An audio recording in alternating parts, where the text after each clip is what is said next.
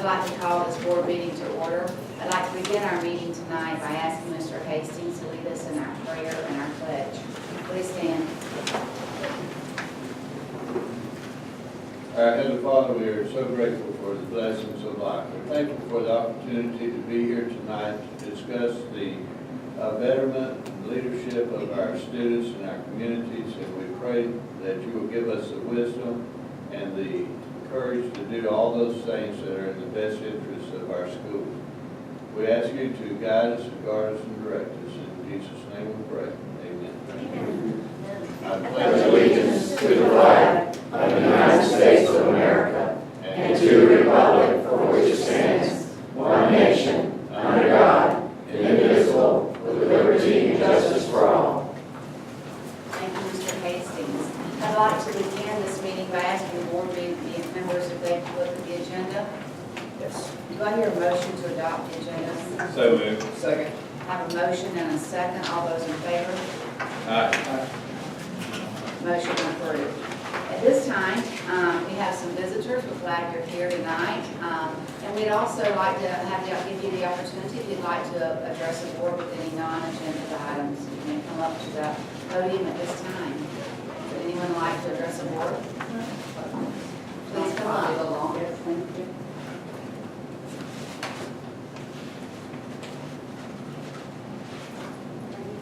Yes, I am. I'm Paige Brookins. How are you? I'm Claudia Pfizer. Very nice to meet you. Hi, how are you? Nice to meet you. May need your attorney. I'm so sorry, we want someone. Please do, yes. I'll be back. You would think. And we got an email from you. So I just wanted to say the first, if I need to, over here. The first page that's stapled together, that's actually email I sent that I guess everybody didn't get. So you may just want to look at that quickly, just as an introduction to what I'd like to read.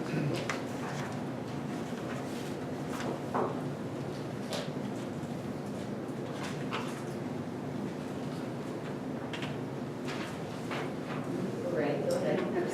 So I'm speaking to you in the capacity of a concerned citizen. I'm a school volunteer and I'm a grandmother of children at Yankeetown School. One's still there and the other two were with John. They've been there since 2011. I just need to bring some items to your attention that I feel are detrimental to the education of the children at Yankeetown School. Every remark I have to make has a common thread, and that is that we have a lack of discipline at Yankeetown School.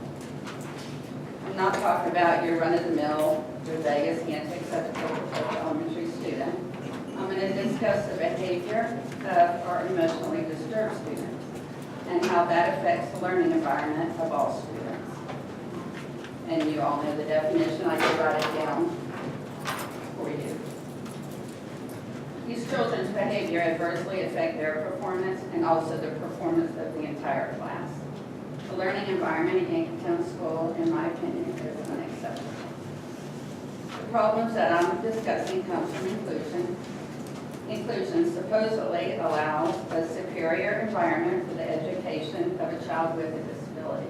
I myself am a mother of a disabled child. A premium is placed upon full participation by students with disabilities. A premium is placed upon respect for their educational rights.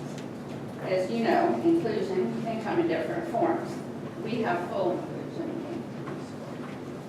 I am in agreement that every child has the right to a free education in the United States of America. What I'm not in agreement with is when that disabled child's rights infringe on the rights of non-disabled children. Average and above average children have the same right to a learning environment that best suits their needs. At Yankeetown, because of many factors, these non-disabled children are the ones being left behind. Specific to Yankeetown are the following factors that I believe lead to the lack of adequate learning environment. Classes that are over the legal limit. Every elementary class other than kindergarten and fourth grade are over the limit. We have minimal expert observation. That leads to a lack of expert advice.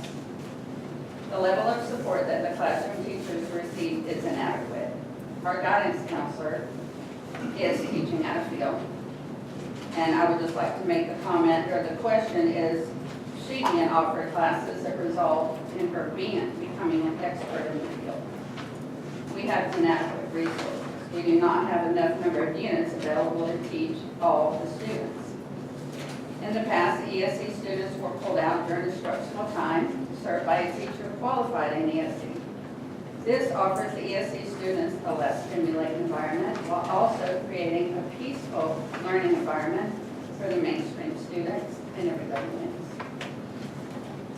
My final point is one that has the biggest impact on the learning environment in the classroom. We have experienced an unresponsive leadership.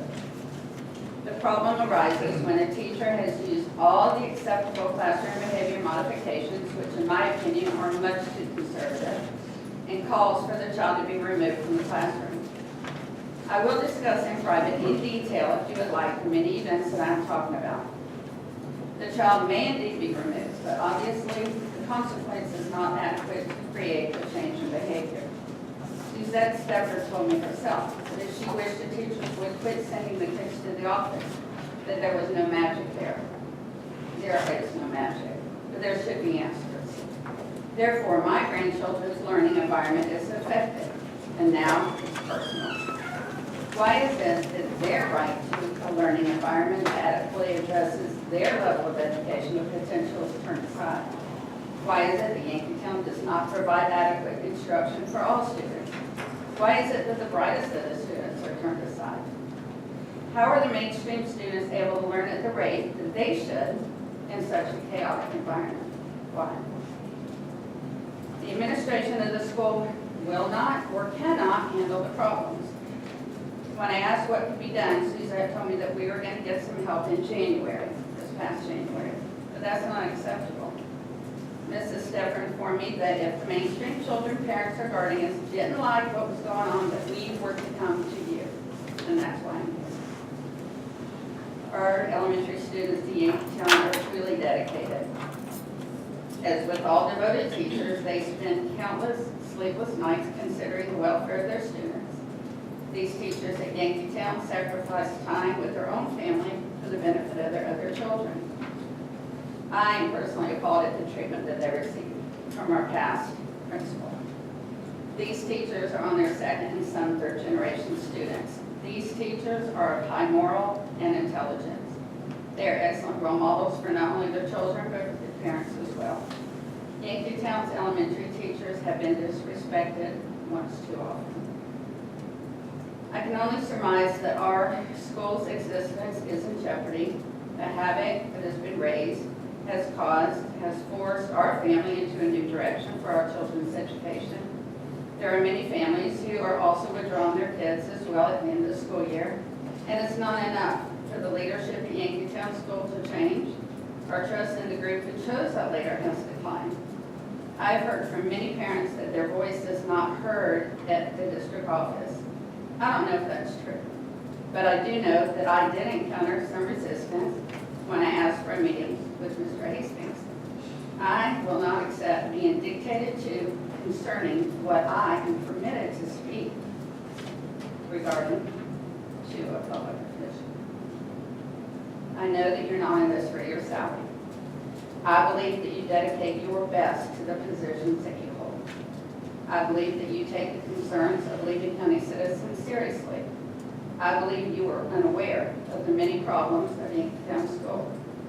If we the people do not speak up, there would be no way for you to know, unless of course you read people's private posts. Thank you for your service. I truly hope that things will change for the better. Ms. Kaiser, thank you very much for addressing the board, and we appreciate very much concerned citizens and you speaking your opinion and bringing this to our attention. And I love your last statement, that you do realize that we all care and that we do desperately, we put students' needs first. And these are things that we all need to discuss and bring out. Yes, ma'am. Thank you very much for your time and kind of addressing the board.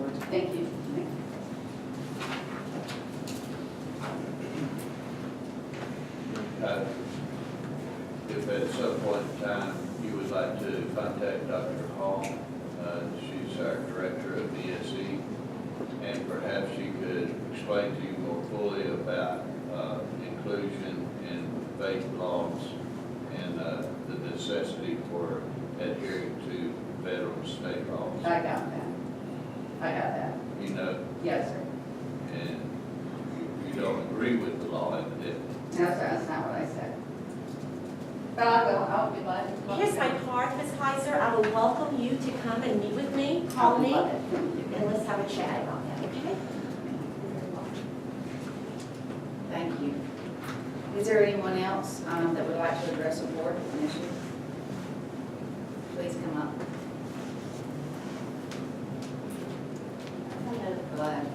I'm Holly Thompson. I'm a parent of a sophomore at Denellen High School. Many of you know that I have been in the classroom since, I have 4 girls. Been in the classroom since my kids started school. I've been following them every since. I'm a mom first. I do work at Denellen High School as an attendance clerk, but I'm not here representing Denellen High School.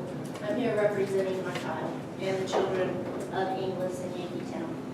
And I just want to voice some concerns I had about the decision on the board's part to eliminate the kids coming into Denellen High School.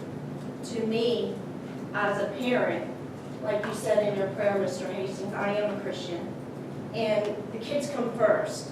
And someone asked me at one of our meetings, if you had a bottle and had a genie in it, what would you want that genie to do for you in your school? And my response was, quit putting a price tag on these students' heads. They're not money, they're not dollar. I know you have to see them as that way because we're a business, but they're kids and they deserve an education. Putting them on a bus, going to Cedar Key. I drove to Cedar Key, we go out to dinner. That's a long haul. That is a long haul. Putting them on that bus in the morning, getting them to school, I ask you, how will that affect their performance in the classroom? Now, that kid gets sick. Would you please come get your child? Well, I know for one, there's a lot of people who are going to say, oh, you're going to have to keep them there because that's a long haul for us parents to make that drive. It's more than 45 minutes to Cedar Key. Well, I'm sorry, I thought I saw this that thing.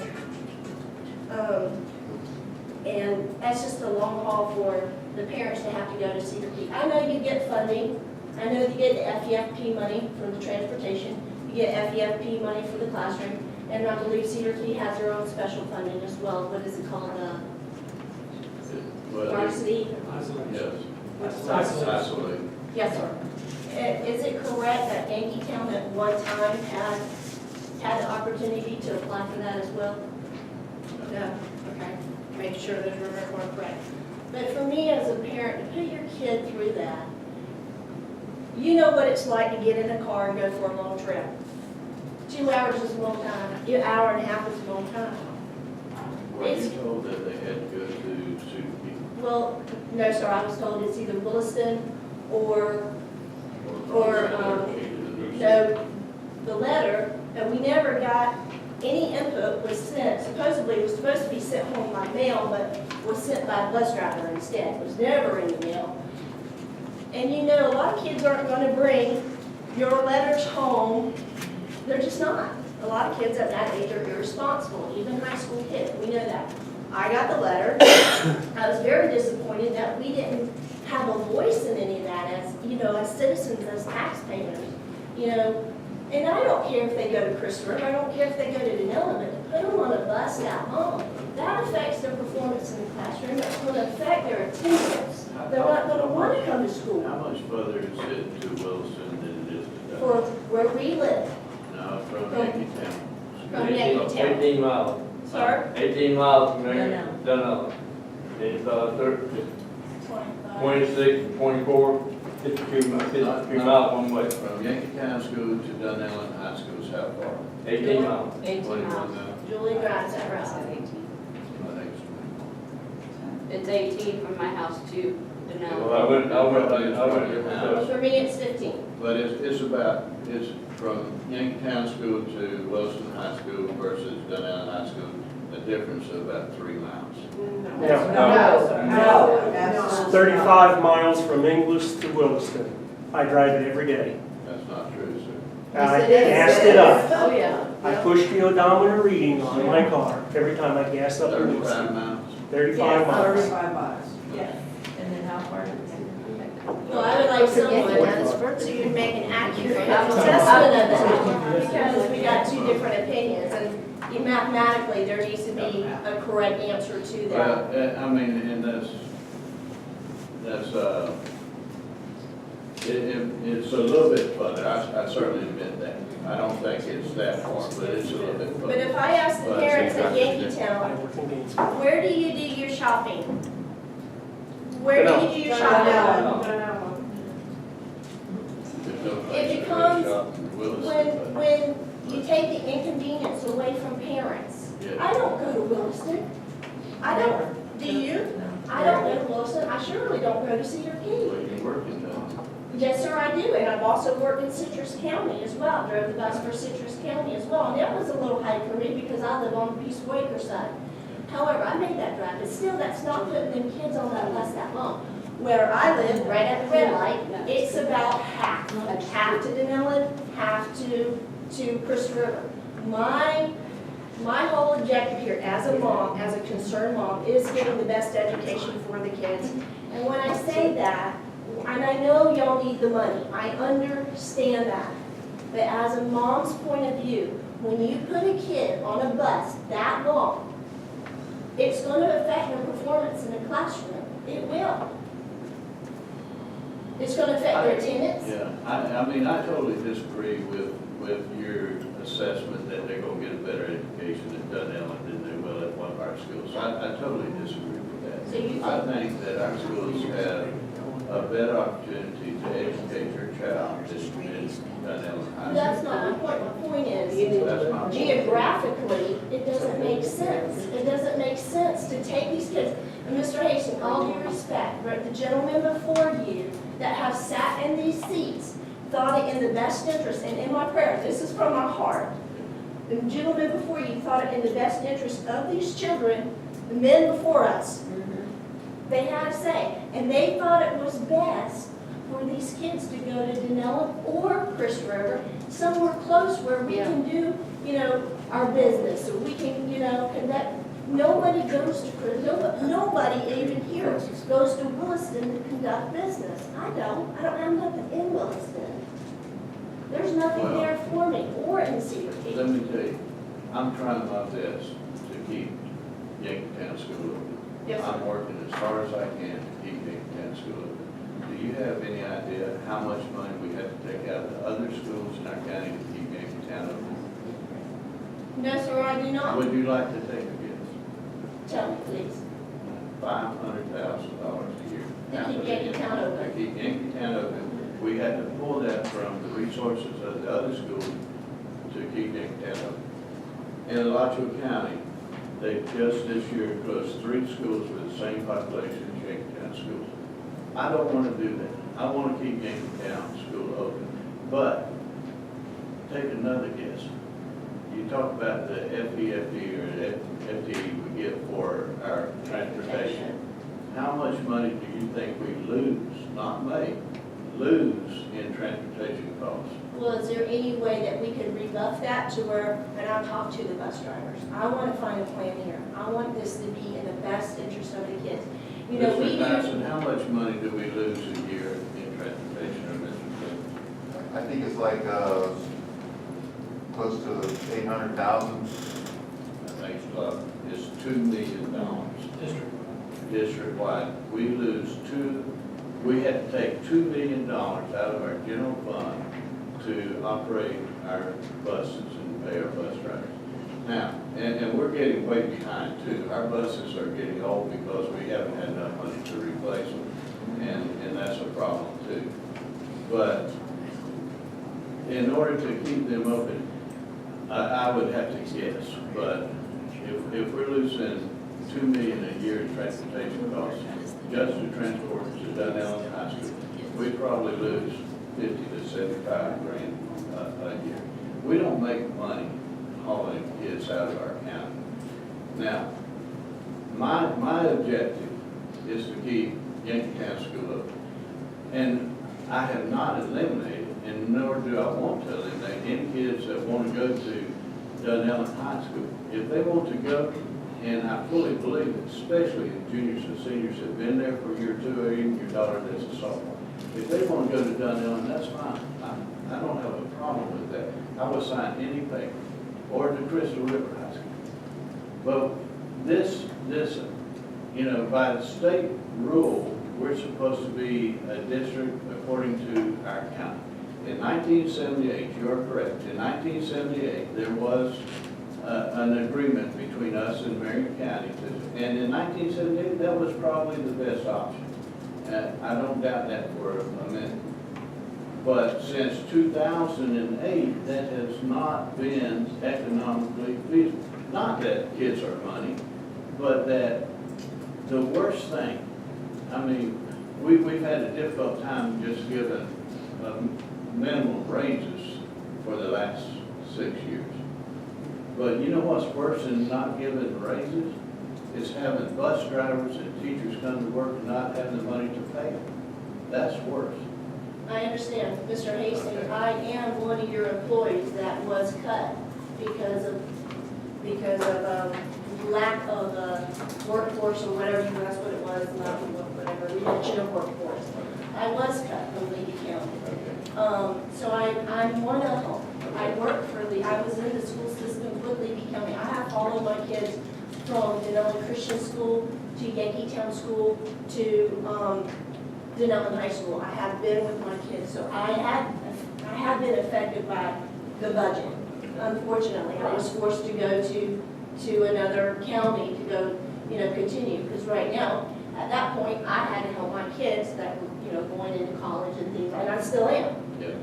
However, as a voice for the kids in Yankeetown, I want to be that mouthpiece. If they want to go to Williston, they want to go to Cedar Key, let them go. But if they want to go to Dunnellon, they should have that option. Dunnellon should, if you won't run a bus through Yankeetown, Inglis, and pick up them kids, at least let a Marion County school bus come in down up to the light in Will Marion 19. County allow us to run a bus? From what I understood, I talked to Mr. Tomlin. Okay.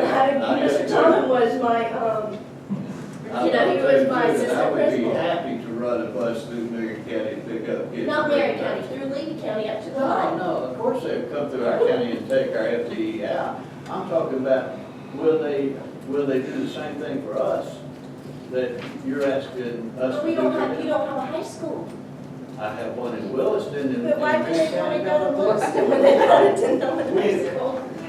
Ms. Thompson, I'm going to interrupt because I have other people Yes, that ma'am, would I like to understand. speak, and I do appreciate your concerns, and thank you very You're much welcome. for Thank you for your voicing time. and coming to our board meeting. Holly, it's 32 miles. Is there anyone else that would like to address the board?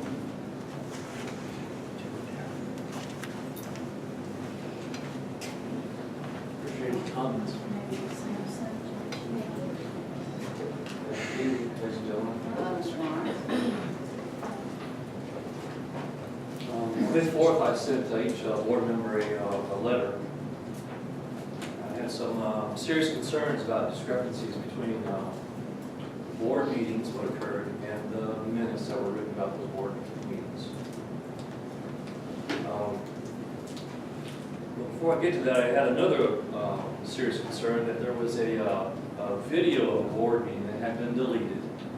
And it was the November 18th, 2014 board meeting. It was the first time I stood up here and spoke. Like I said, there were a few fireworks, and I was really surprised that that video had been deleted.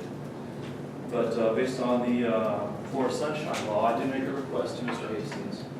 And Mr. Delaney, thank you for responding today. And that video has since been returned to the school board website. So thank you. Mr. Delaney, would you like to respond to his two concerns? What I can say is the process that we have for this is we put a link on our website that goes through YouTube, because that's the easiest, most efficient way for us to post that. We don't fully control if YouTube has technical issues and links get broken or whatever, but our MIS department has make sure that that's up and running. When I looked at it this afternoon, I had no trouble accessing the video. I'm not sure what the issue was earlier, but that's why I wrote you back with the links both to our website and to YouTube. They're up and running. Would you also respond to the fact that minutes are not transcripts of the meeting? They're never intended to be, and Mr. Lawrence, you may disagree with the information that's in there. I defy you to say or to prove that there's anything inaccurate about the minutes there. You didn't get to put in your version of all the information that you would like to see what the minutes are, but that's really at the discretion of this board, because they're the elected body, and it's their minutes. So just because all the content that you would like to see in the minutes wasn't there, that doesn't mean that there's anything illegal or incorrect or not factual about the minutes. Thank you. Thank you. Oh, wonderful. Wonderful. So the minutes have been written that portray my comments, my intentions in a negative light. No, there's nothing illegal about it. But there is intentional bias and there is misrepresentation. So if you don't attend the board meetings, what you get is that on the November 19th board meeting, Mr. Turner, he admonished me for not following the chain of command. He treated me like a 6-year-old child. Okay. Well, I did respond to Mr. Turner, and the whole time I did follow the chain of command. I spoke to Mr. Hastings and asked him if we could meet. He accepted. It was a very simple chain of command. Well, the board minutes, they end with Mr. Turner told Mr. Lawrence to follow the chain of command. So the assumption is that I did not. You can write the minutes any way you want to, but the language is biased. It is not objective. When I come before the board and I present ideas like I am tonight, and I present data showing that our performance as a county has been on a decline. Mr. Lawrence, are you going to present new data? I know you just brought those issues up and those 3 points, but are you presenting new data, or are you going to present things that you've already brought previously before the board? Well, I was going to put that up here, but I decided not to, as a courtesy, not to put this data in your face. By the way, it's trend data. What's surprising to me as a board, that when our performance is so low, instead of addressing the data, you're silent, you're defensive, and you're aggressive. I don't see you addressing the data. Interrupt you just briefly. Please. You want to talk about bias and pointing. You neglect everything that I say about our data, whether we're in the top 50%, whether we were honored by a college board as being exemplary, whether our EOCs were all of us state average. You could care less about that. You have you give it no credence whatsoever. You have a very pointed view in which, because you did not get promoted, then you have this sour grapes effect that you Absolutely not, sir. Oh, absolutely true. Bias, again, once again. Absolutely true, discredit me, Mr. sir. Lawrence. Mr. Lawrence, you sat in my office for 3 hours and 45 minutes. Thanks to your invitation. No, that was not my invitation. That was You a accepted the request. invitation. And I had met with you on many other occasions, even Okay. going to your house and meeting with you and trying to explain why you are not administrative material. And you have such a hard time accepting that until you want to beat this drum on this one little avenue that is so tainted in your way that you are failing to see the whole picture. I'm listening. As soon as you get this chart, you don't mind. No, I do mind. Mr. Lawrence, I would like to, certainly you're welcome to address the board and your input, but I don't want to go over the same facts that we've already gone over, because we have addressed that, we have discussed it, we have put an end to that. And Mr. We're Lawrence. not going to vote on that issue right now, and you've brought that up numerous times. And Mr. Lawrence, I could go back to my office and get all the same data that I presented before too, but that serves no purpose. You will not be promoted to administration in this county within the next 18 months, and that's it. And you can cry all you want to.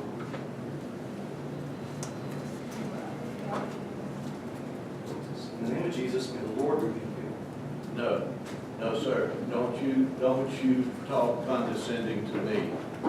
Mr. Lawrence, thank you very much for your time. I appreciate it. Wow. We're This gonna, is how we're gonna move individuals forward. are treated to come before this board. We need a change, ladies and gentlemen. No, sir, we don't want to treat you negative. We want to give you your time. Of course you We're don't. not going to, I don't want an ugly display or I an didn't- argument. I wasn't arguing, I was Discuss presenting data, I things. got interrupted. Okay. Thank you. I'm going to move forward. At this time, I have item D. Oh, okay, I'm sorry. Please come up.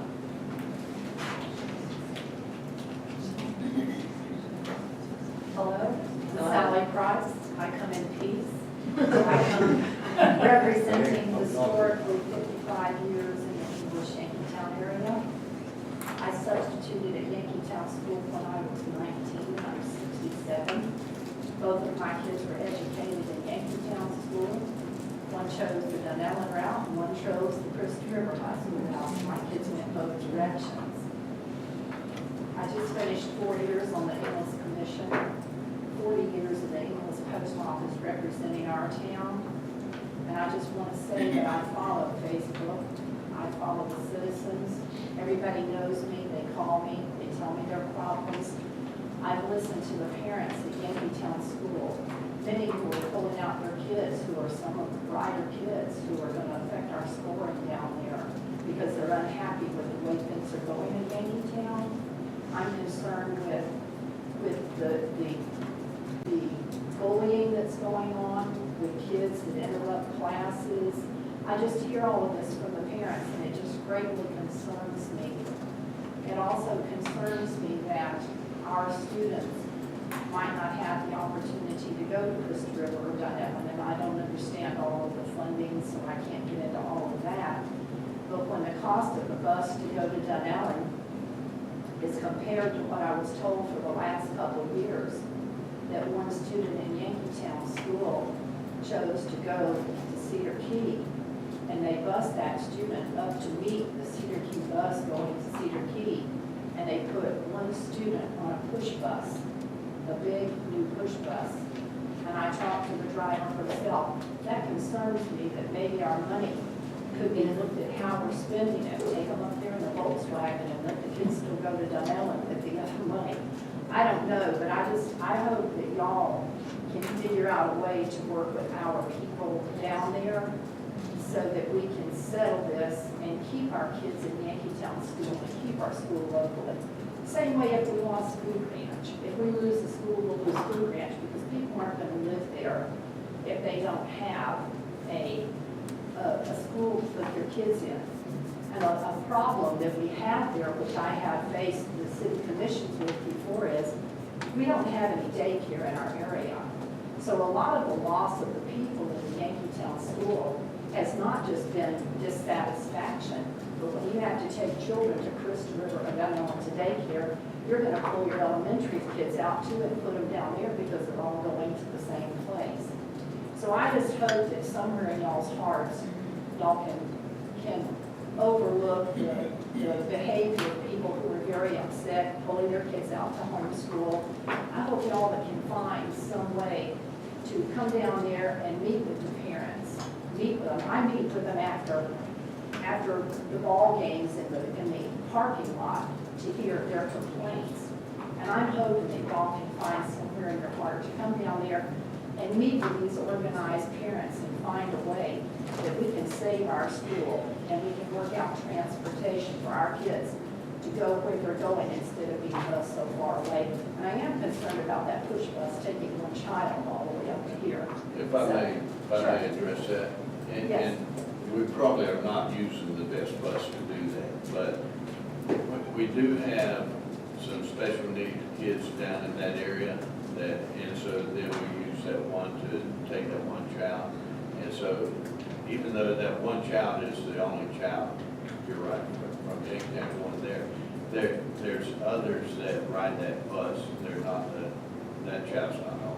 This driver told me that there is only one girl who rode that bus. It was last year, the year before, and I spoke to Mr. Turner got him in his step or two when she first came there, that there's a better way. This is not a special needs person, this is a girl who wants to go to Cedar Key High School. Right. So But I'm not, it was on a special needs bus, is what I'm saying. it was on one of the big push buses, I but then know. she came back and ran the bus route with it. Maybe you need to look into it. Okay. I came in peace, Hey. I'm asking y'all You to know, concentrate you on know, our and area. you don't know how much I appreciate that, because that's exactly what I'm trying to do, is keep that school open. And you are absolutely right, that school closes, that town's gone. And so we all need to be doing the positive things that we can to keep that school open. Not out there bashing the school every chance we get, but it's got a lot of positive things. Is it perfect? No, it's not perfect. But we need to be doing the things to make that school better, not trying to tear it down, not trying to get all over Facebook and say how awful everything is and get your kids out of school. That's not helping the situation. Now, I do want to say this too, I forgot your name. Mrs. Thompson. Nobody has eliminated anybody's opportunity to go to Dunellen or Crystal River. And we will do the same thing for them that we do for Lotson County, Gilbert County, Dixie County. It's the same thing done all over the state.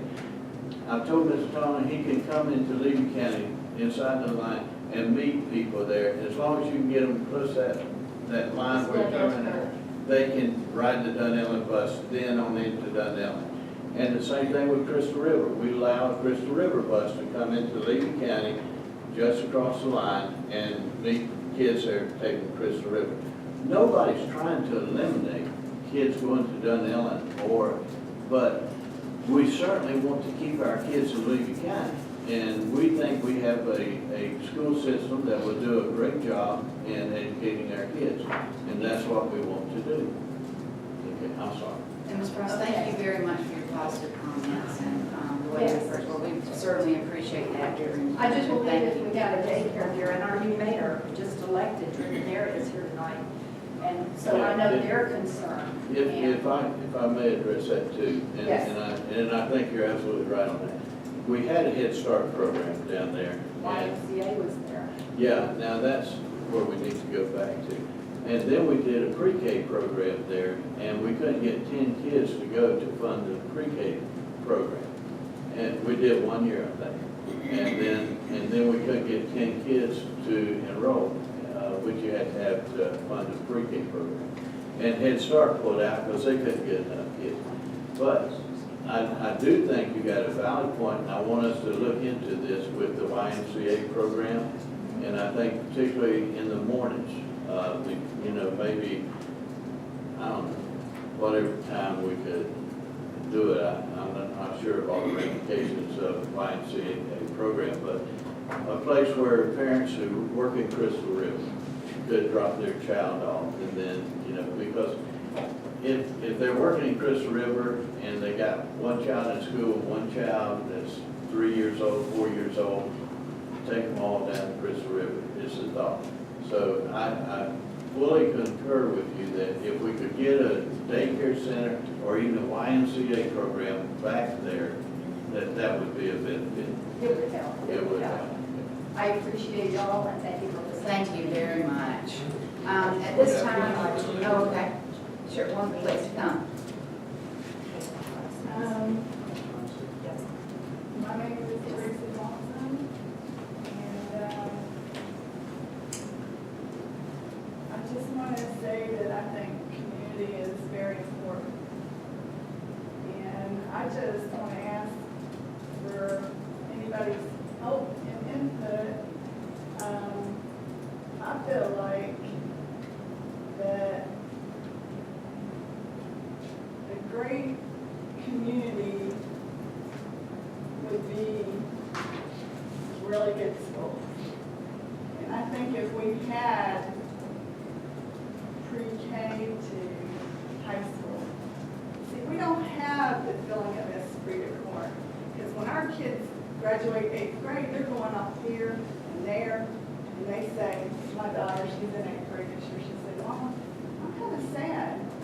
She said, because all the people we've been with, I don't know,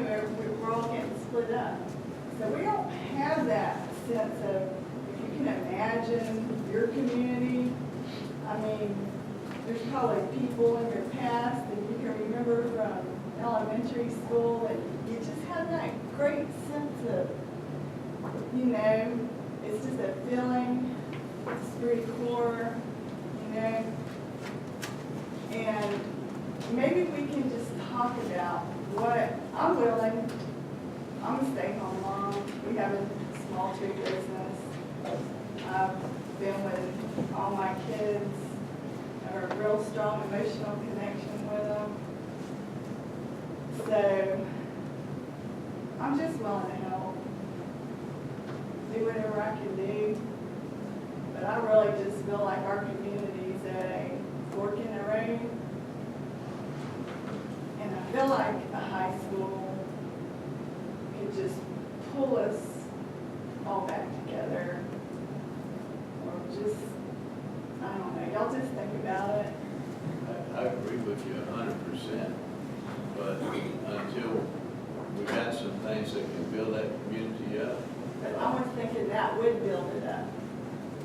You see, But until that, if we're already losing $500,000 a year that I have to pull out of those schools to keep that school open. I'm not talking about building a new school. No, we got the classroom down there, we got the space, because in 2006, there was 440 kids that went to school there. Yankeetown was self-sufficient. It didn't take money out of those schools to keep Yankeetown open, but at 220 kids, it is not self-sufficient. And in fact, last year, we went down to 190 kids. At that point in time, it was costing us nearly $1 million to keep that school open. We can't survive forever like that. And because we don't have the money to survive forever like that. But if people will start working together, Yankeetown, you got a new mayor?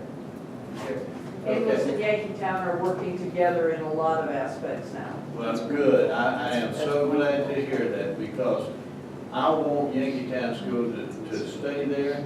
I do not want it ever to shut down, but we can't be out there in the streets and on Facebook bashing that school every day and expect people to keep putting their kids there. And, you know, are changes needed? Yeah. Did we do some things different the second semester? Yes, we did. I sent another person down there 2 days a week to help with, and we hired another aide down there. And when you get down, when you get down that small, you don't have 18 kids at each grade level. Right. It doesn't work that way. And so we have 13 in this grade, we have 26 in this grade, and so with 26, I can't afford to hire another teacher to put in that school to split that class. So you put more help in there. You put the reading coach in there. You put the guidance counselor in there. You put the principal in there. You do other things to help make it survive. And we're doing all those things. But we need help from the community to start talking about the good things of Yankeetown School. It can be a good school again if we get the right atmosphere and start working together instead of bashing the school with every breath we take. Thank you. Thank you. And you know, I agree with Mr. Hastings, and there's always two sides, and certainly, you know, you are thinking about your children, and you care about your children and transportation, but And I appreciate everyone coming to these school board meetings, because you do get a different side, and the funding side, and the things that we have to do in the difficult decisions. But we appreciate your support. We appreciate you attending these meetings and coming and listening and learning about the decisions that we have to make, and the things that the superintendent, the administration, the decisions that they have to make, and the choices, and about that school, because it is tough. And they are truly doing every possible thing to put those students first in care. So If I thank can use you. my full time, can I say one more thing? One more thing, and then I have someone else that would like to address the board too. Sally Price again, and I would like to say that in 5 years there, this is the first time ever that Inglis and Yankee town have two mayors that are working together, and Brenda Merritt is one of those. And with her is Sherry Adams, who was raised in Yankeetown School and bused to high school, but they are working together, and Sherry is a commissioner at Yankeetown, newly elected, who is representing the mayor from there tonight. But the money that the Women's Club has put out, we just passed $100,000 in scholarships from that Women's Club to our high school kids.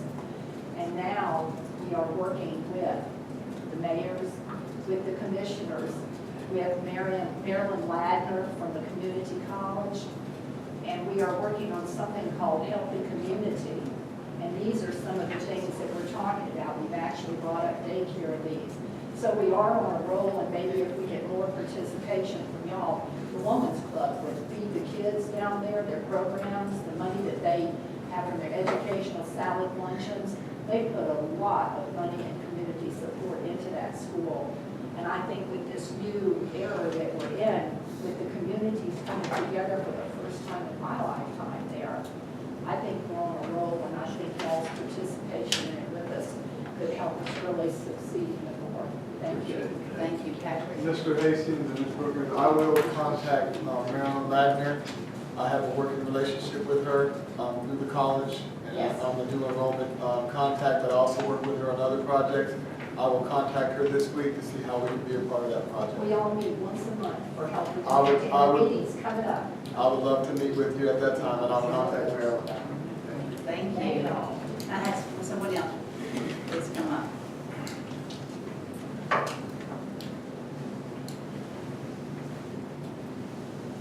My name is Ronnie Thompson. I'm a resident of Inglis. Been driving a school bus for Lee County for 32 years. Stuck right now, trying to get out of it. We're having trouble finding people who want to drive school buses down that way.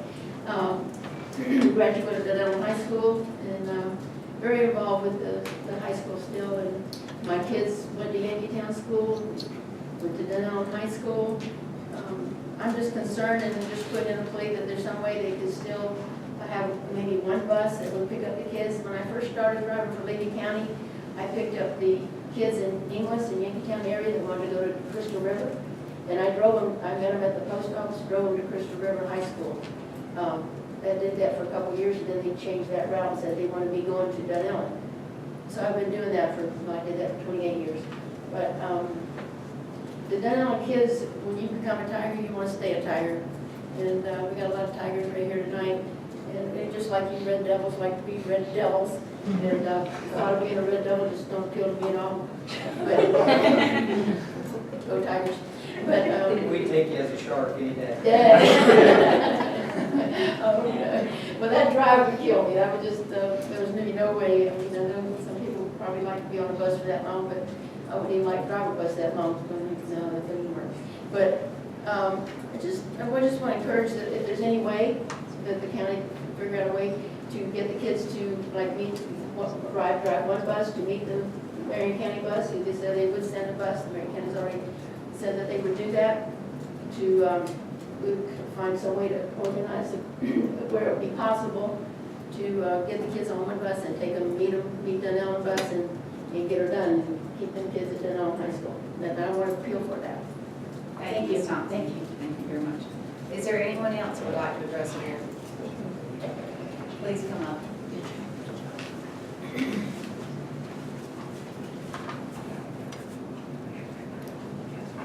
Hello, I'm Chris Risher. I am a product of the senior education at Yankeetown School.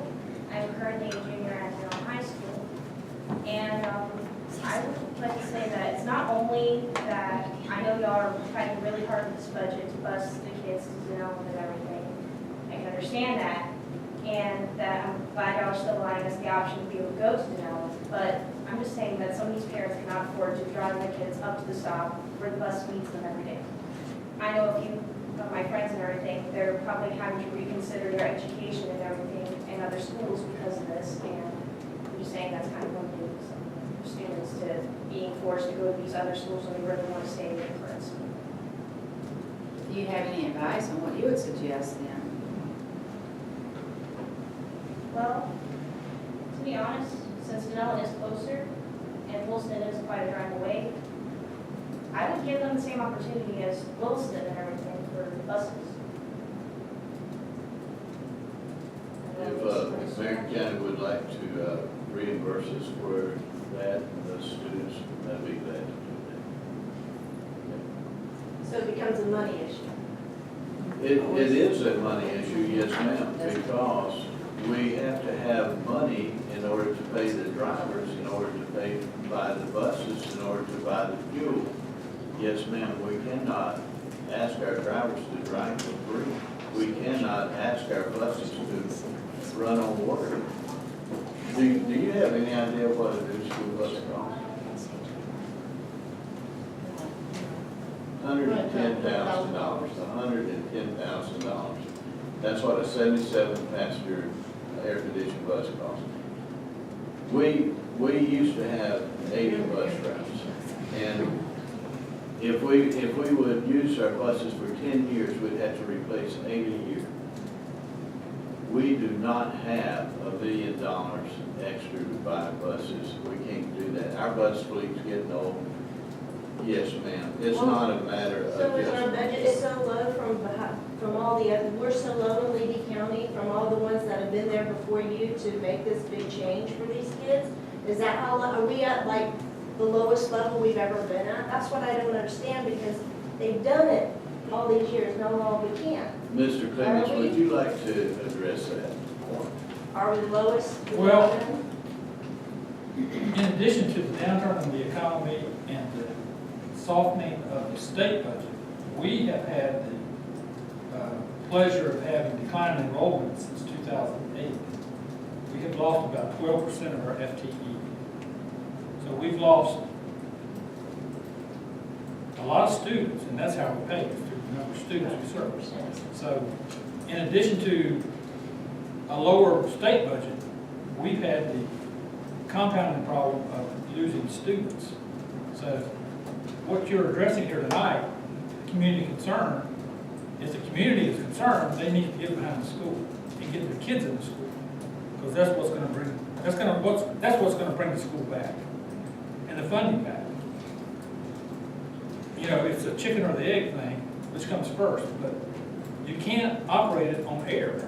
I understand. The taxpayers of Levy County, is it fair for the rest of the county to subsidize that community? Well, if we had a high school, it would be a different story. If Yankton Well, did you can have a high school if you have the kids, but you can't send all your kids out and have high school. So it's a chicken or the egg thing. Yeah, but there's like 60 kids that we busted in Ellen. That would be a high school. And Crystal River is a bunch that did that. Yeah, I mean, If that's we it. could, If we, we if could talk about, Yeah. we have have the the I mean, classroom I think we're space. all saying the same thing. We've got the space, we don't have the kids. But you would have the kids if you had the high school. what we're saying. You will also have an increase in the Take kids that when the power plant expands, where most of the people in the area work. If we had it, but you're incorrect that 50 kids will make a high school. We get double weighted funding for Cedar Key.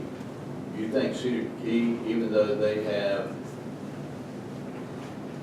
when I was principal at Cedar Key, we'd run 95 kids, they're probably running 65, 67 kids right now. They get double weighted funding, we still lose about $300,000 a year keeping Cedar Key School open.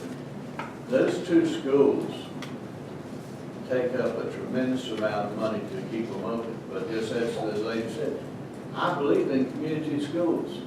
I don't want a consolidated school effort. And so my thrust is trying to keep these schools open and operating. But I can't do it without having kids there. Bottom line. I gotta say something. I mean, please stand up and address the board. And I'm Julie Dowling, and I do drive school bus for Denali. What was your last name? Dowling. No. And my issue is, it seems to me, I'm not a money buff, but it seems to me to bus kids from Yankeetown, Inglis to Cedar Key is going to cost you guys more money, because when I did my tally and my numbers for the kids who ride my bus right now, only 2 kids said that they would change and go to a different school. And the other kids, which are 26, 28 kids, said that they were going to go to Denali no matter what. And so you're not only gonna lose them in a school, you're gonna also lose them at their bus money, because We they're, lose bus money anyway, that's not gonna be. but I'm talking like geographically 15 miles or 18 miles compared to 58 miles to Cedar Key. Is not only you gonna pay for more gas, more hours for the bus drivers, you are gonna spend more money to send them there than you're going to make if you send them to a closer school. I think you're absolutely right to start with it. You know, and our FTE per student is around $7,000 is what we get. And if we only, out of the 50 kids that go to Dunellen, if we only get a half a dozen, that's not sufficient for us to operate on. My hope is that as these kids start going to our schools, they will see the benefit of going to Lincoln County schools versus Dunellen High Schools. I don't think you can see that. I think. Only geographically, because it doesn't make sense for them to go 60 miles to a high school when there's one 18 miles away. It does not make any sense. They can't get involved in after-school sports. They're not going to be able to get involved in after-school activities because their parents aren't going to drive back and forth to Cedar Key to pick them up or take care of them when they can take them 18 miles. And it's going to be cheaper for them. I may be wrong, but I think next year when the new Williston High School opens, I think you're gonna see a lot of kids want to go to Williston High School. I've been a high school student, so that's the last thing that, I mean, in Dunellen High School, and I can tell you the last thing that English and Yankeetown kids want to do is go to Williston. That's geographically incorrect too. Well, It's, that may be, 35 miles. that may be, but if we're going to save our schools, we need students, man. So it becomes a money issue and not an education of the I'm best. sorry. So Thank you very unfortunately, much. when it does, and you know, the genie in the bottle, you know, I still wish that it would fix this because the kids, my daughter plays softball, my other daughter's on a scholarship. I can tell you, there's no way I would drive that far every day for practice. I just wouldn't do it. My husband works at Duke. He wouldn't want to get, he couldn't coach. It's too far away. It's just too far away for us guys. And I hope that y'all would just reconsider. I mean, it's 50 kids, and I ask you, as a board, please reconsider this. Please think of the kids, not the money, but what's best for our community, what's in the best interest for these students. That's That's exactly what what I we're asked. trying to do. I really wish y'all could find a way. I really do. Well, Thank you. that's what we're trying to do, is find a way to keep your school open. Thank you very much. Is there anyone else that would like to address the board? Thank you very much. We appreciate all your comments and thank you for coming to the board meeting tonight. At this time, we'll continue on with item D, the full update. Mr. Edison. Dr. Gwinnett, sorry.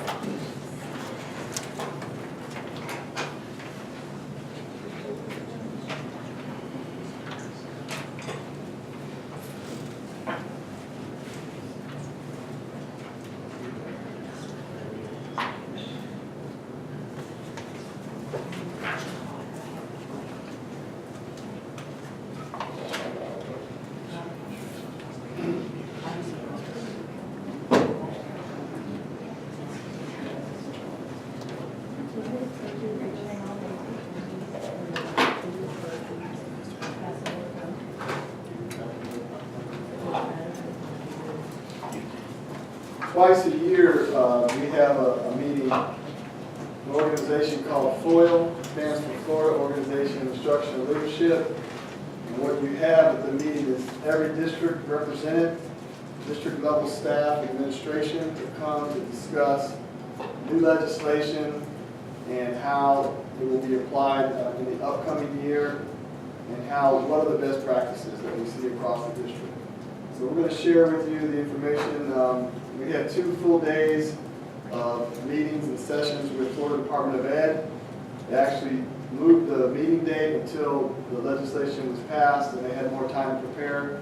So we did have Herschel Lyons appear, as well as Mary Jane Tappan and the entire DOE team to present this information. So we'll share with you what's new and how it would impact our district and as we move forward with the legislation. So the House Bill 7069 was the most important piece of legislation that we discussed, and there are 15 sections to the bill. So we will go through each section very briefly. If you have any questions, we'll stop and try to answer those so that you have full understanding of this bill. It's a very important bill. It's been in the news, as you know. So section 1 is the start date for schools. Basically, it says that the opening date for schools in the district may not be earlier than August 10th. There are no special provisions from this point forward for A districts or any district that has a high performing or low performing. That's going to be the new start date for all districts. Deletes the requirement, section 2 deletes the requirement that each elementary school regularly assess the reading ability of each K-3 student. You know what that was about, it removes fair testing, all of the testing that was occurring throughout the system because of legislation that was passed. The legislature heard from parents, school boards, you got a resolution, teachers, administrators, superintendents across the state, and they said enough is enough. So this bill, I think, reflects the input that all the parties had, and as a result, you're going to see changes to required testing, and this is one of them. So no required elementary K-3 testing. Basically, we're looking at the fair for this one. There's the related information. No K-2 fair progress monitoring, and then it talks about the kindergarten screening test. Section 3 deletes the requirement for middle grade students to score level 1 or 2 to be enrolled in remedial classes. That was statutory, that if they scored a certain level on the FCAT or FSA, they were required to put in intensive classes. They have removed that. However, as a district, as a district, we will continue to provide students that opportunity, and we will write that into our progression plan. Basically, what you're going to hear a lot, what we heard for 2 days, was that is a local decision. That will be a local decision. So, although the legislation removes it from law, it still provides us the latitude to continue some of these things that we think are important. And should students that score a level 1 on an assessment be placed in intensive reading, we think that's a good practice, so we'll continue to provide that opportunity. And some of these questions were posed during the session, and I just answered the first one. We don't have level 1 and 2 scores before next year. I will stop there for a second. Our scores are not going to be validated until September 1st.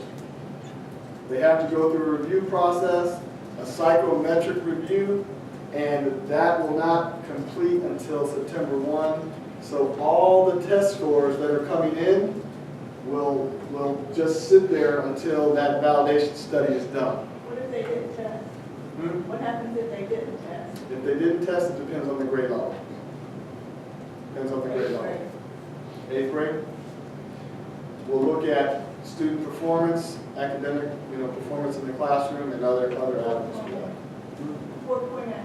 Right. So we'll look at those other factors.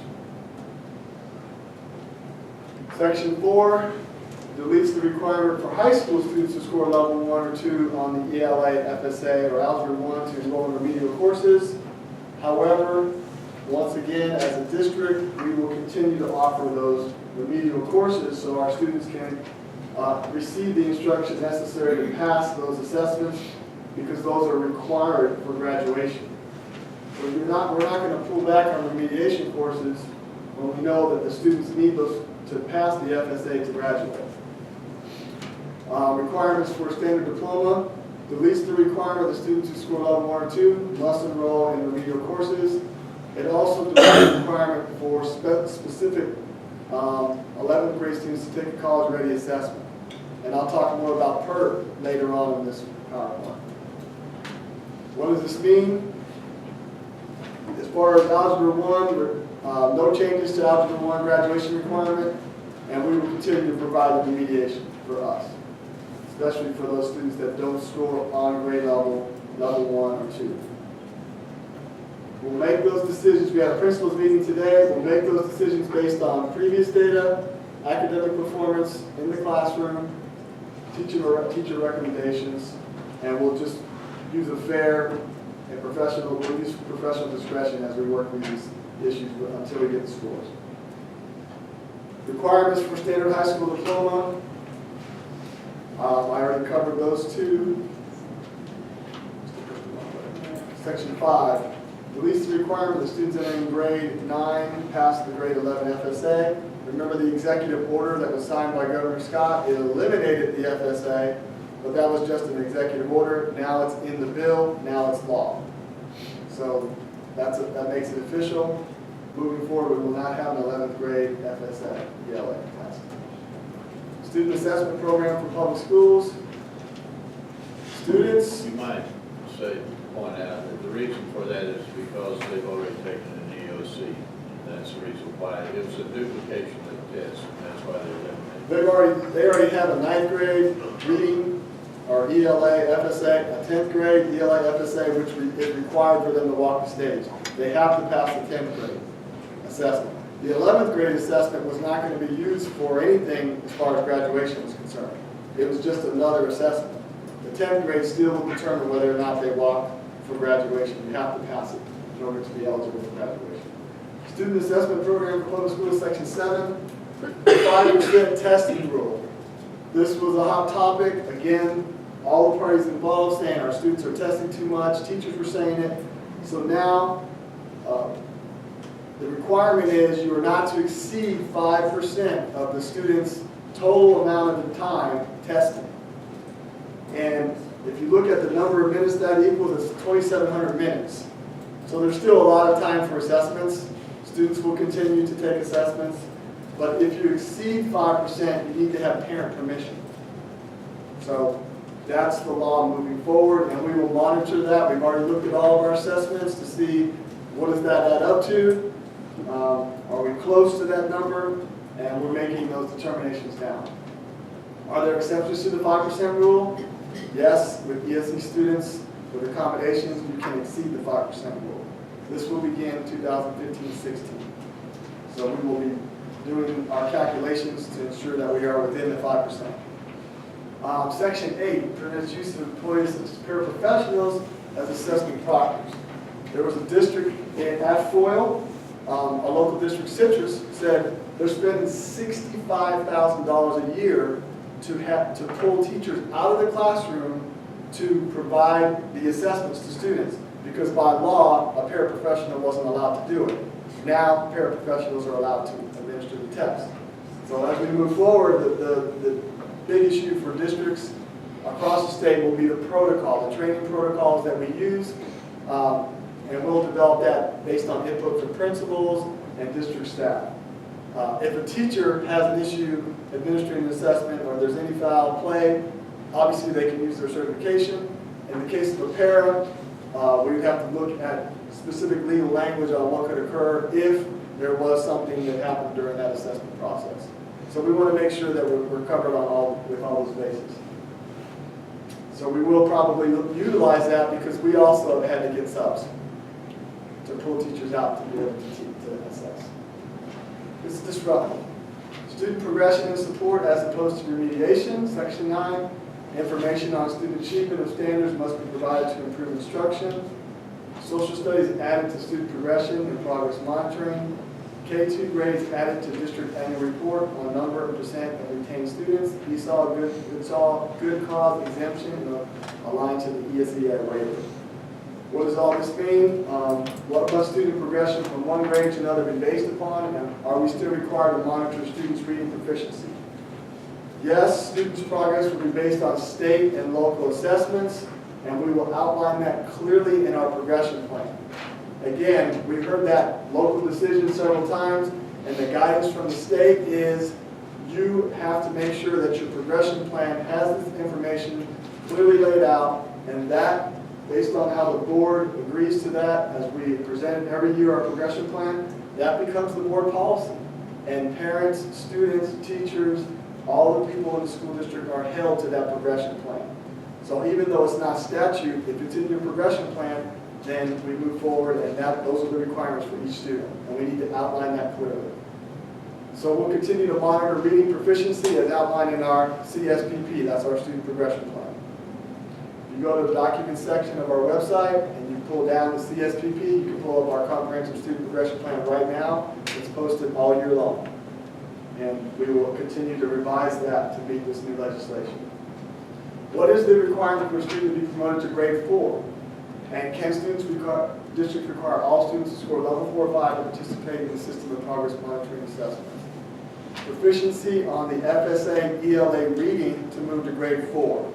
This year, districts will utilize the quintile list provided by the DOE for 3rd grade reading count.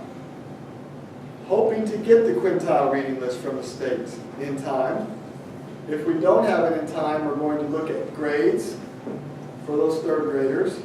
We'll look at other local assessment data to make the determination, and we'll look at teacher recommendations.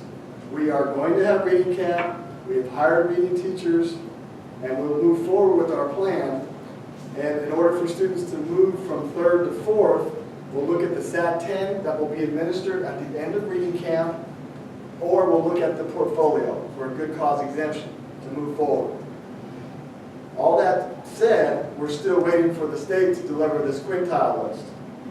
So we're kind of in limbo, we're waiting to hear from them when we receive it, but we do know we're going to do the right thing for students, and we're still going to have summer reading camp. We'll identify those students, we'll place them.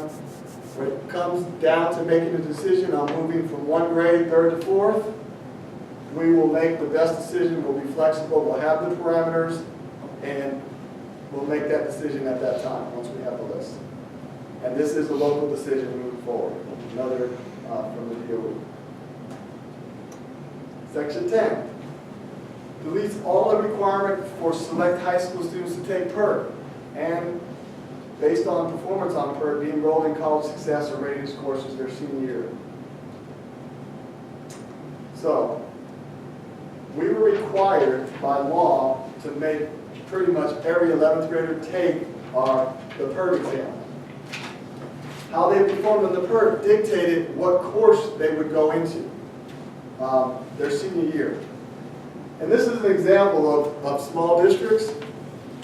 Because we didn't have enough teaching units, we had to call basically every English 4 class English for College Readiness. English for College Readiness was the name of the course. Or they took advanced placement or dual enrollment. We had to do away with English 4 based on this PERT testing requirement. With this legislation, the PERT is gone. So now we're moving back to calling English 4, and students that want to test on the PERT to get into community college and to achieve a certain score will still have the opportunity to take that test. We just won't use it for placement into that 12th grade English class or math class. We stop on the math class. The math class still has a comparative score. If they can't pass the Algebra 1, but they get a 97 on the PERT, they meet their graduation requirement. So we will probably give the 11th graders the PERT math test. If they don't pass it, we will have college readiness math. And we'll have Algebra 2, and we'll have liberal arts math, but we will probably continue to provide them that PERT so that in case we need that comparative score, it'll be there. They'll have access to it. All these triggers, you see how this works. It's just one passing of legislation, and it changes our whole mindset and what we need to do next for our students. So what does this mean? I explained that. Administration of the PERT is a local decision. We'll continue to provide our 10th graders that have a 3.0 an opportunity to take the PERT so that they're eligible for dual enrollment. I'm proud to say that Levy County has had a 54% increase in dual enrollment participation over the last 4 years. That is outstanding. That is showing that our students are college ready and they're eligible to go and take dual enrollment either at Central Florida College or at Santa Fe Community College. We had over 60 from Chief Middle High School that are in dual enrollment right now. So we're very proud of those students. Those seniors will be required to take the PERT. And no, we are not required to provide the courses, but as I mentioned, we probably will continue to provide the math for rating schools. Would this be an option on the math part, or are we going to require all of them? We will not require all of them to take it. We will look at the pool of students and determine which ones we think would benefit from taking that assessment. Some will have already achieved the college readiness score, which could also be comparative to ACT and SAT score. So we will make those determinations student by student. And there was a comparative score of 97. So rationale, moving forward with that. The DA schools that improved at least one letter grade in 2014-15 are released from implementation of the turnaround option. Grade 3 students who scored the bottom quintile, I already covered this part, requires an independent verification, this is important for everyone to hear, of the psychometric validity of the FSA prior to use for school grades and educator evaluations. FCAT 2.0 is done for all extensive purposes in reading and math. That's old data, okay? Districts that continue to teach the 2.0, they might have scored higher than other districts. We were supposed to go blended. We were supposed to be doing the Florida standards over the last couple of years. So people that dipped and so forth, and if we dipped, might have been because if you look at our professional development for the summer, including in math, and Kathy Lawrence led the math initiative, and Carol Jones led the reading initiative, I just pulled those PowerPoints. We were making those shift 2 years ago on those standards. So districts that kept teaching 2.0, good, I'm glad you have your 2.0 scores. We're looking forward to our other scores. We're looking forward to the FSA, to the Florida standards. I can pull those PowerPoints for you from those last 2 years in the summer. Those were 8-hour, 16-hour days with our teachers. And we were preparing our students for the FSA. We'll see what those results look like. They won't be available until after September 1st, though. And school grades won't be available until December or early January. So we are in a huge waiting game on this one. But as a district, we're looking forward. And we have a great instructional team. We worked hard. Our principals have worked hard. You know our principals, you know our board. And we're proud of those that work that our teachers have done as well. What does this mean? When will the district receive the scores? After September 1st. Talked about that. I already talked about the grade 3 and what that will mean for them as we move forward. What happens if it's not psychometrically valid? What if it's invalid? Then all the scores in Florida will be thrown out. Think that's going to happen? Let's see what this independent review comes up with. And yes, it will delay the process of setting achievement levels. We don't even have achievement levels until they have those scores come in and they're validated. So we're going to have to wait some time to make decisions about the data. Personnel evaluation, procedures and criteria, section 12. We're almost done with this. Districts are no longer responsible for creating assessments of specific types of courses, not measured by statewide standardized assessments. The reason we have so much testing is that someone in the legislature decided that if you taught a course that was not covered by a state assessment, then that course had to have an end-of-course exam for every grade, for every content area teacher. So if you're teaching PE in elementary school, there's not a state exam, we had to create one. All right? So all districts went to town creating these assessments. And I'm sure you've heard that some districts have decided, because of this legislation, that we are no longer responsible for creating or administering those assessments. They're pulling back on those assessments. So what are we going to do? We are not going to require our elementary PE students, teachers, to assess students using a PE exam, or music, or art. That's a good thing. We're just going to have them take the state assessment in elementary school. We're not going to add any extra layers, any extra courses that we teach. We also teach science, and there is a 5th grade science, but we will have them take 3rd and 4th grade science as well, because some of those teachers have that as their primary option. And that was the decision that was made talking to the principal. But those special area teachers, we're not having our students take PE exams, ours, and these exams. And so the teachers made the decision on those subjects in the elementary to continue the test. The end of course test. No, the teachers, I've contacted some teachers, for instance, with PE. I asked for input. Matter of fact, I'll share the story.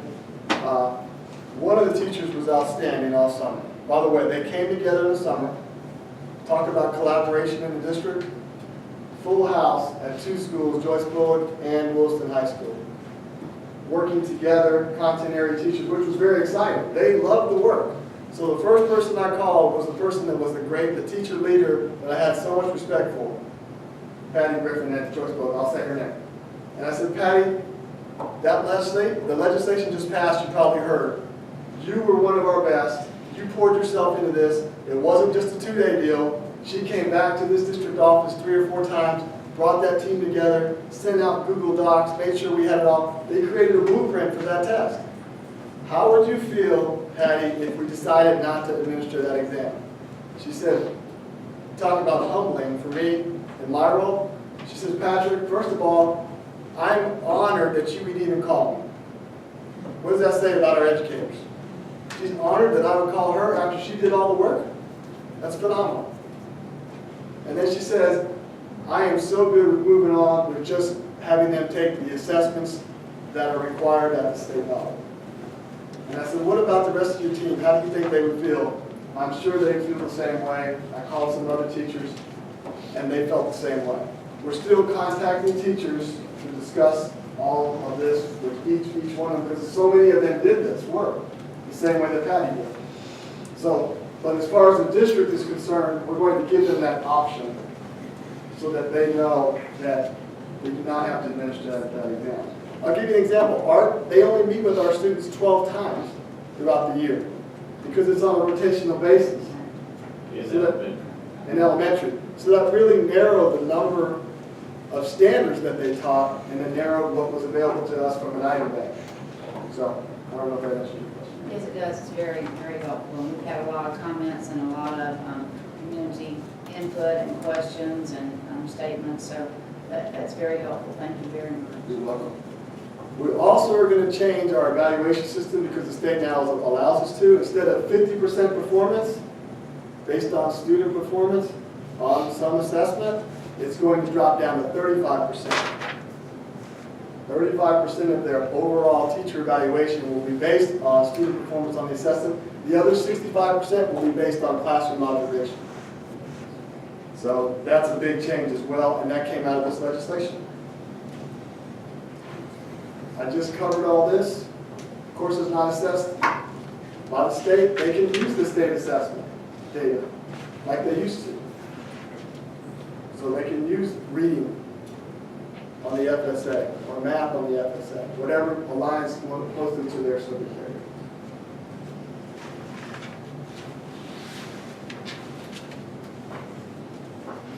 Okay, the bill removes the requirement for the state to adopt student performance levels that result in unsatisfactory evaluation ratings and highly effective ratings. So, as we move forward with this, we're going to have to look at our instrument, our evaluation system, and make some changes, and we already had discussions today as a team how that will impact us moving forward. Oops. So for instructional evaluations, could a teacher now receive the student learning growth portion of the evaluation calculated from the reading and math scores of their students if the teacher does not instruct reading and math courses? And the answer is yes. The district can opt to use this methodology. We'll meet with our teachers in the first 6 weeks of school. We'll have that one-on-one discussion. They'll make that determination, and that will be how they're evaluated for the following year.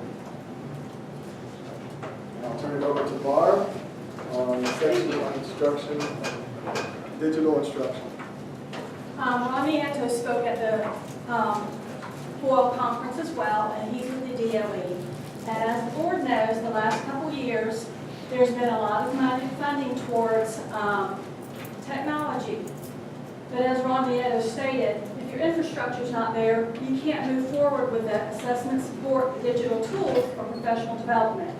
So the last 2 years, we've spent money replacing switches that were outdated, access points, increasing the amount of access points at the schools, bandwidth, which there's now a requirement of a certain amount of bandwidth per school, so we've increased that.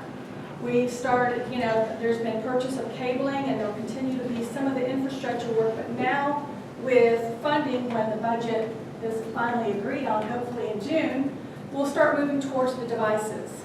And I received a grant for professional development the teachers have been participating in. We have some, before the grant runs out in June, we have an Excel training for teachers. We have Google Apps and Google Platform training as we move towards using more devices like Google Chromebooks with the students. So those are some things that we're moving forward with, and some of the conversation at the meeting was the different devices that we've been using and purchasing. Levy has gone out to other districts and worked with other districts, and the Chromebook is where we're headed for their students, as we had more for our high school students in 9th grade, starting with a one-to-one device model.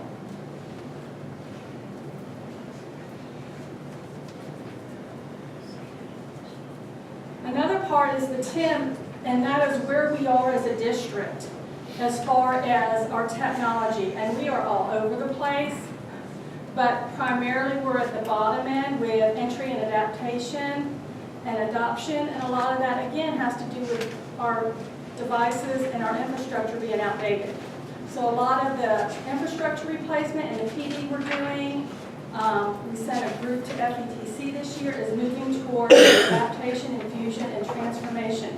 And the next slide is going to show you what the entry level looks like and where we want to head for the transformation level. So entry level is you're sitting at the keyboard doing a computer program. But what we're really looking at, we've had blended courses, classes offered through NEFAC, but we've also had flipped classroom training, where it really gets that transformational level, more of the devices and the technology work on the student side, not the teacher side. So that's what our goal is. The other part of the discussion was the CAPE digital tools that was through the Career and Adult Education, which is our CTE. They're really looking at getting, right now we have digital tool certificates for high school and secondary, but we don't have it for elementary and middle grades, and that's kind of the trend in the future, is to start moving that way. So the conversation is already starting that way. And what the additional FTE weighting will be when we start moving in that direction. It shows the requirements to be available. We've got word processing, spreadsheets, sound, motion, color presentation, digital arts, cybersecurity, and coding. And coding has actually gone down a lot of discussion. I've seen it on technology websites I've been on and in the news about moving coding down into elementary with basic apps and teaching kids how to follow those flow charts using little animation and stuff to get them more digitally moved towards the idea of coding and creating. And that's what coding does, at least to the students doing creation. Right now we have the digital tool certificates that are out there. We have Apple. I know ones in the district, we've got Microsoft Office. We have different ways for secondary students to get these certifications. But now we're moving towards the idea of the CAPE innovation courses. And this was presented at the meeting, and it was really fascinating, is about using, combining two courses, an AP course and a digital class, where the student is using that digital technology and information they're getting and applying it in their AP class. And what that resulted is they're basically blending the two classes together, and at the end, look on this chart and see that the student will have the opportunity not only to get that AP score, but they will also get a certification. So it's hitting that academic and career together and blending them together. So it's really pushing the students more into being actively engaged and creating in their education. So I know we have AP language and composition in our district, so that's something that will probably be the most likely one to start. Any questions? That was extremely informative, very informative, lots of information. Thank you so much. I do want to make one clarifying statement, if I may. Patrick early on talked about the new law setting the school start date for August the 10th, and that is the new law. However, for this coming year, that law was put into place too late for us for this coming year.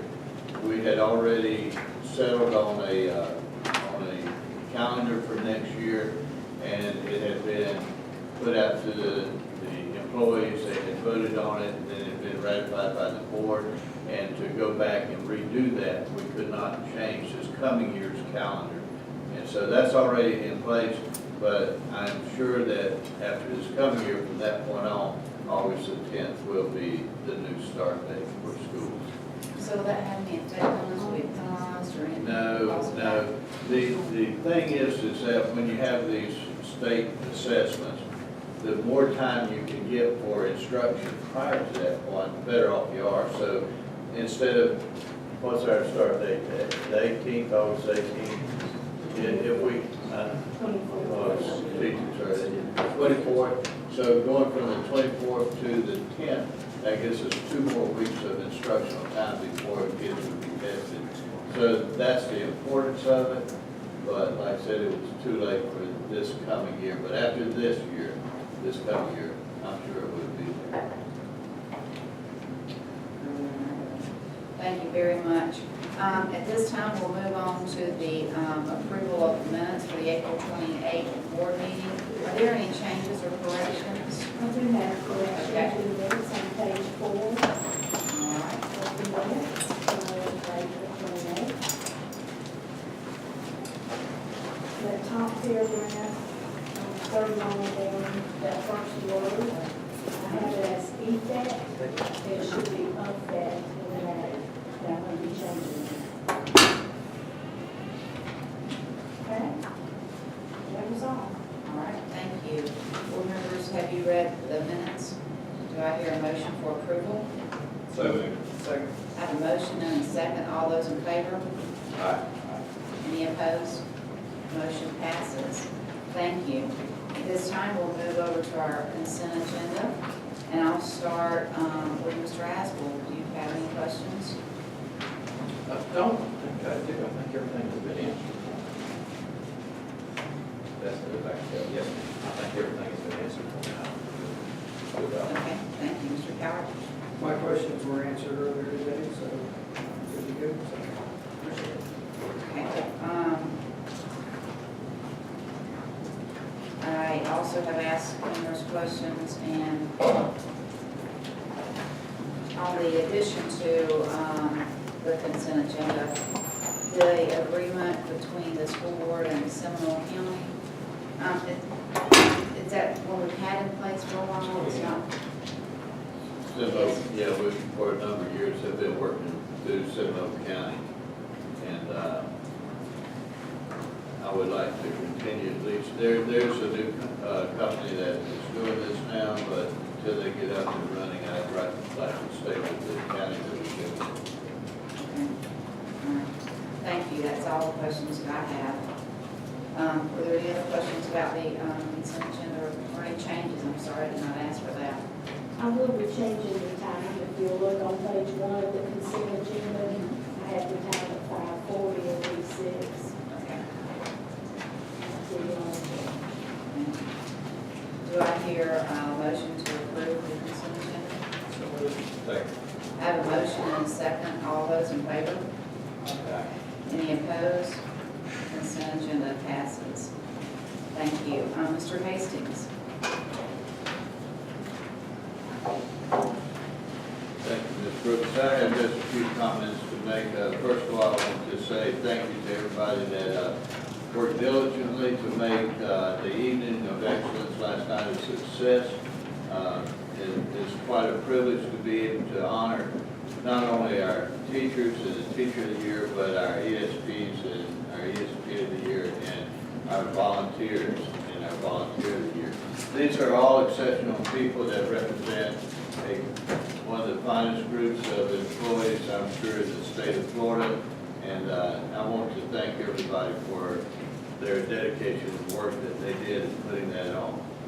We have a lot of banquets going on right now, so many that with 12 different schools and different things happening multiple times every evening. Certainly can't make them all, but it's a wonderful time of the year which kids are recognized for their hard work and dedication. Teachers are, and scholarships are given out, and it's just an exciting time of the year for all. This is also test time, and it's still the dreaded test that's being given, and then that leads to graduation. And graduations are the kind of the climax of our school year, and something that I always look forward to, whether at the college level or high school level. And it's just a wonderful event to see the hard work of dedicated people come through it. So I'm very proud of them and their accomplishments. I also want to recognize, and Paige may want to too, but the Chiefland girls went to the state finals down in Vero Beach last week and won the championship again for the second year in a row, which is quite an accomplishment and something that the community of Chiefland is very proud of. And not only that, but all of the players, the starters, will be back next year. They started, I think, 2 juniors, 6 sophomores, and 1 freshman. And so looking forward to maybe a 3-peat next year in girls state softball. And this week, Williston baseball team is down south of Fort Myers in Fort Myers Naval area at the state finals in baseball. And they won the state championship last year. They're going for a repeat this year. And I would hate to put it in their thoughts, but they have an outstanding team and have a very, very good chance of being the state champions again this year. So we're very proud of those efforts, and that in no way encompasses all of the state winners we have. We have so many in all of our programs in FFA and FHA and HOSA and so forth. We've got 2 kids going to the national finals in HOSA for the Chiefland High School. Over the last 2 years, we put 2 of our students went to Harvard. Another young man is going to Brown this year on full scholarship. So putting these students in the Ivy League schools is certainly an accomplishment, something we're proud of. So thank you, Ms. Brooks. Well, thank you, Mr. Hastings. We love those great things and sharing those successes. We appreciate that. Thank you. I'll start with board comments, and I'll start with Mr. Delaney if you have any comments or anything you'd like to mention. Okay, thank you. Mr. Asple. I want to commend the foundation on the event last night. It was outstanding, but on a little bit more personal note, I would like to commend my fellow school board member, Mr. Coward, on his closing statement. Having known Chris Coward as long as I've known Chris Coward, that came from the heart, and every word of it, and that sincerity, an opportunity to grandstand. He didn't grandstand. He sincerely spoke from the heart, and that means a lot. That means a lot to me, sitting in, being in an audience.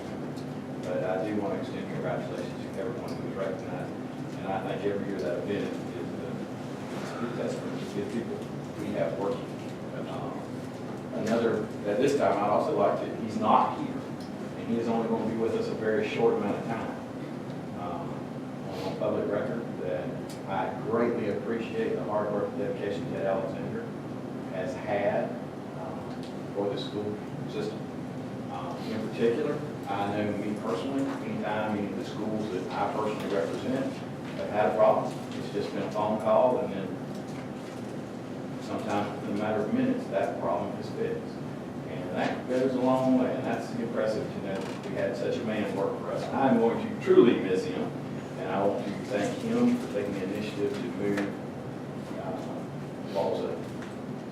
Obstruction to a new school, to allow Bronson Elementary School to finally have a marquee. And appreciate Mr. Hasty for that also. And I appreciate it. That's all I've got. I appreciate those comments, Mr. Asbill. So I concur about Mr. Ted. He's worked awfully hard. He's sat in the seat that I sit in right now, and I know he's given an awful lot to our schools, and very, very thankful for his hard work and efforts. So, and I appreciate. I'd be remiss, because I know if he was here, he would be saying it. So the Williston High School Farm Business Team won state champions, and they'll be heading home. So, and just very, very proud of those people that worked really hard. And proud of Mr. Wilder and Mr. Randolph. So, as far as Cedar Key, we have 2 state champion track athletes, and they're both in adaptive. So one is Miss Andy McCain, who won the state shot put in adaptive, and Mr. Sam Parks. So I'm just very, very proud of those 2 individuals. And I thank everybody for their hard work on pulling off evening excellence. And our volunteer of the year was actually Miss Patty Griffith's mom. So I know Miss Daisy's put in a lot of time, effort there. So I sure appreciate all of the hard work that our teachers and our staff and our volunteers go in, because we know that our schools wouldn't run as smoothly as they do without all of their hard work. So, and Mr. Arnie from Cedar Key is there every day. He was there today. So, and we've got something pretty special in Cedar Key, and I know the people in Yankeetown probably don't really want to consider it so, but there is something special in Cedar Key. And this year, I just got to watch the 25th anniversary of the kindergarten circus. And it's an amazing thing that I don't think any other school has, to see little 5- and 6-year-olds being lion tamers and ring announcers and dancing ponies. So, and watch those kids follow those kids all the way up. And this year, we've got kids going to the Naval Academy. We've got kids going to the University of Florida. So we do have a great education system here in Levy County, and if you put in the hard work, you can do whatever you want to do with your life. So, Thank you. I did have one other thing. I'd like everybody to know that came here tonight how much, can't speak for everybody but me, how much I appreciate you being willing to come up here and voice your concerns. A lot of times people think that they don't have that right, or we're scary people. We're not. And a lot of times you'll sit here and we may not say anything. We may not jump up and down and do anything. But don't think that we're ignoring you. We sit here, we make notes. Everything you have said is taken into consideration. We are members of the community just like you are. We are parents just like you are. We walk the same path you do. We love our schools. We know you love your school. And I can't speak for anybody else. I can only speak for me. I appreciate you being willing to come this far to voice your concern. I heard everything you said. We are going to do all we can to maintain that school down there in your community, because we know it's the heart of your community. And we want to work with you. We haven't fallen on deaf ears. There are people that will come in here and say, I get up there and I talk and they ignore me, or see how I'm treated. You treated us with respect, we treat you with respect, we're going to work together. Okay? But I want you to know I appreciate it, and I heard what you were saying. And Cameron did steal my words. He did. That's why I had to get in there. That's right, you see, he did it, but I do certainly agree with Cameron, and I'm sure everyone feels that way. We do appreciate you coming to the school board meeting and expressing your concerns, and also everybody that expressed something, they did it because they care, and you do care. You need to be able to feel that you're welcome and come, and we want you to feel that way. So thank you very much. And twice a month we have board meetings. We'd love for you to come. We love the input, and we want to know too. We want to hear what you're hearing out there in your community. So please do, and thank you very much. Also, in case you haven't heard, Chiefland, second year in a row, softball they won. I did have to say that, Mr. Hastings, he stole it from me, Cameron, he's stealing things, I'm gonna say it again. And I really work with a lot of those kids and those girls and see them, and they're really great kids. They're a great team, good students. They're just so proud of them, their parents, so it's wonderful. Yeah, one kid from Dawson. And you gotta see. I know, it's a Chiefland school, didn't it? Probably could repeat it that Bronson did. That's true too. It might be I true. was, But that was great, it was everybody putting it all together, so, but I do have one question that I didn't get answered. What is the time that buses are allowed to drop students off at the school?